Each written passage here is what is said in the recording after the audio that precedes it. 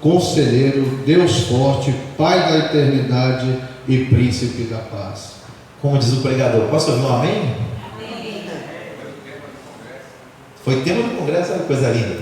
Então, Jesus, o homem, foi criado. O Cristo, o Messias de Deus, a segunda pessoa da Trindade, ele é eterno. Então, ele se esvazia dessa divindade e desce até o ventre de Maria.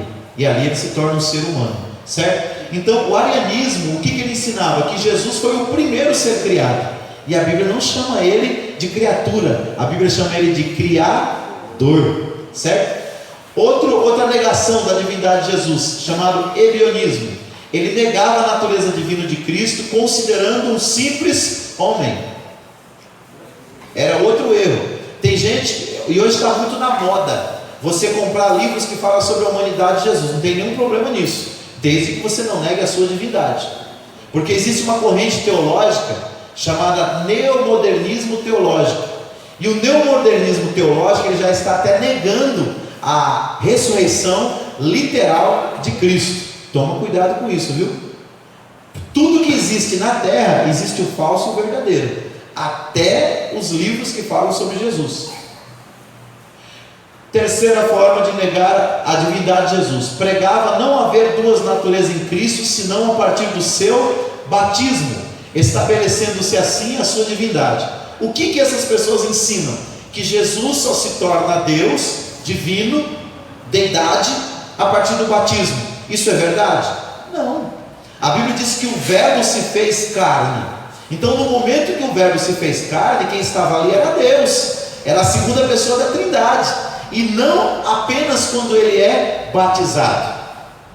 Quarta forma de negação da divindade de Jesus: negava a realidade do corpo de Cristo, julgando que sua natureza não podia estar ligada à carne, segundo o referido sistema, e inerentemente má. O que isso aqui diz? Diz que Jesus não tinha um corpo físico. Nós acabamos de estudar na primeira parte da aula o quê? Que Jesus foi 100% homem, nasceu, viveu e morreu como homem. Irmãos, pode parecer que isso aqui é bobagem, mas eu conheci professor de escola bíblica dominical que caiu nas malhas da seita e hoje está de porta em porta aí, ó, vendendo revistinha. Então toma muito cuidado das águas que você bebe. A Bíblia fala: nem todo aquele que me diz Senhor, Senhor entrará no meu reino. A gente tem que tomar muito cuidado com a heresia, porque a heresia, ela tira de dentro do nosso coração a verdade bíblica. E a palavra de Deus diz assim: errais por não conhecer as Escrituras e o poder de Deus. E diz que no Antigo Testamento Israel pereceu porque lhe faltou o conhecimento do eterno. Então, irmãos, o povo sofre muitas das vezes porque não conhece a verdade, certo? Quinta forma de negação da divindade de Jesus é o apolinarianismo. Admitia que Cristo tivesse apenas duas partes humanas, negava que ele tivesse alma humana. Olha que absurdo.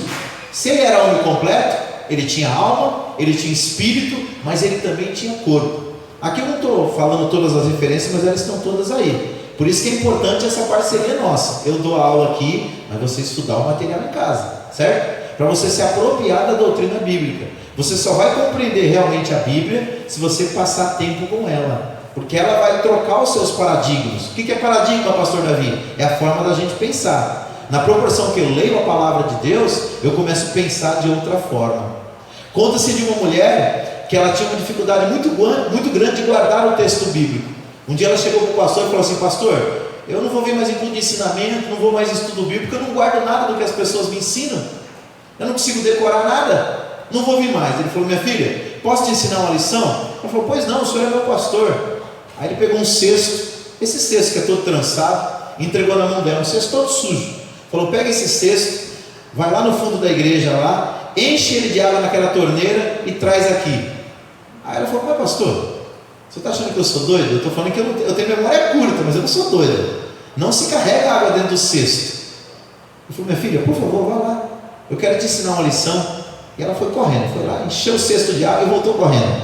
O cesto chegou o quê? Vazio. Ele falou: vai de novo, minha filha. Ô pastor, tá de brincadeira comigo? Não, vai minha filha, eu quero te ensinar uma lição.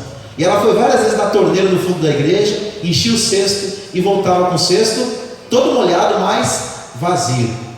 Aí ela já cansada, chega, já foi várias vezes, tá bom. O que você aprendeu, minha filha? Pastor, eu aprendi o que eu já sabia, não dá para carregar água no cesto. Eu falei, não, minha filha, presta atenção, como foi que eu te entreguei o cesto? Aí ela olhou, acendeu uma luz, o cesto estava todo sujo. Ele falou, pois é, todas as vezes que você foi lá, que encheu ele de água, você não conseguiu trazer água, mas a água passou por ele.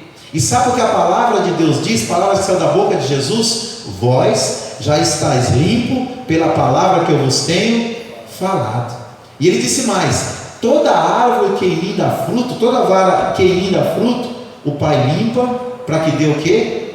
Mais fruto. Então, quando você expõe o seu coração à palavra de Deus, Deus não está preocupado com quantas centenas de versículos ou dezenas de versículos você sabe de cor. Ele quer que você interiorize o princípio. Não importa que você não lembre que o Salmo 23 diz que o Senhor é meu pastor e nada me faltará, mas importa que você guarde no seu coração o conceito que Deus é o teu pastor, e que se Ele é teu pastor, você não vai ter falta de nada, Ele vai te suprir.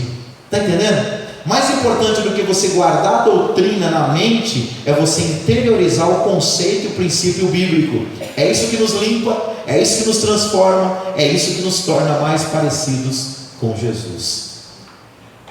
Mais um, o nestorianismo. Ele negava a união das duas naturezas em Cristo, fazendo dele duas pessoas. É como se ele dissesse assim, que Jesus não era uma pessoa só, que Jesus eram duas pessoas. E quando nós olhamos para a Bíblia, nós vemos que Jesus era apenas uma, mas que carregava em si duas naturezas, uma natureza humana e uma natureza divina. O jeovismo, esse aqui é mais conhecido, né? Quem já ouviu falar dos TJ? Eles vivem batendo de porta em porta. Ontem eles bateram lá na minha porta, trazendo uma revistinha de presente para mim.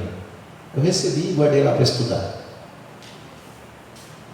Ele ensina que Cristo não era Deus, mas um Deus, com D minúsculo. Quem já leu isso na Bíblia, Testemunho de Jeová? Existe uma tradução da Bíblia chamada Tradução Novo Mundo. Quem já leu essa tradução? É uma Bíblia que é só dos Testemunhos de Jeová. No mundo tem várias traduções da Bíblia. Ela é a única no mundo que diz que em João capítulo 1, versículo 1, o Deus que aparece lá não aparece com D maiúsculo, mas aparece com D minúsculo. Por quê? Eles negam a divindade de Jesus. Eles dizem que o único que é Deus é o Pai. O Filho não é Deus de verdade. Ele diz que o Filho é um Deus criado. Irmãos, o nome disso é politeísmo. É dizer que nós temos mais de um Deus. A Bíblia Sagrada nos ensina acerca da doutrina da Trindade. O Pai é Deus, o Filho é Deus e o Espírito Santo é Deus também, certo? Então, o que o jeovismo ensina? Que Jesus ele foi criado, ele é a primeira criatura de Deus, e essa primeira criatura foi um Deus com D minúsculo. Isso se enquadra naquela profecia que está lá no livro do Apocalipse que Deus deu para João. Ele disse assim, aquele que acrescentar alguma coisa a este livro, eu vou acrescentar na vida dele as pragas do Apocalipse. Mas aquele que retirar alguma coisa deste livro, e eles retiraram, está escrito na Bíblia que seria retirado deles a sua parte da árvore da vida, ou seja, o direito de vida eterna com Deus. Então é grave. Mas por que eles fizeram isso? Pois não.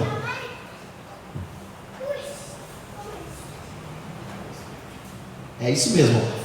Como é que está na Bíblia deles? No princípio era a palavra, e a palavra estava com Deus, e a palavra era um Deus, com D minúsculo. Se você pegar a sua Bíblia em João capítulo 1, versículo 1, diz que no princípio era o verbo estava com Deus, e o verbo era Deus, com D maiúsculo. Ou seja, é um claro movimento de distorcer quem realmente é Jesus, certo? Então, por que essa doutrina é tão importante, irmãos? Porque dela consiste a nossa salvação. Em Atos capítulo 4, versículo 12, diz que não existe nenhum outro nome pelo qual nós devamos ser salvos. Por que o cristianismo é tão perseguido? Não é porque a gente prega Jesus, é porque a gente prega só Jesus. Se a gente pregasse Jesus e aceitasse que todos os caminhos levam a Deus, nós seríamos aplaudidos o tempo todo. Agora, o nosso problema é o quê? É que a gente ensina que só existe um caminho para Deus. João capítulo 14, versículo 6, palavras de Jesus: eu sou o caminho, eu sou a verdade e eu sou a vida. Ninguém vem ao Pai se não for por mim. Irmãos, essa é a essência do cristianismo, essa é a essência do Evangelho. Se você acrescentar qualquer coisa a isso, você não está acrescentando, você está invalidando a mensagem da cruz, certo?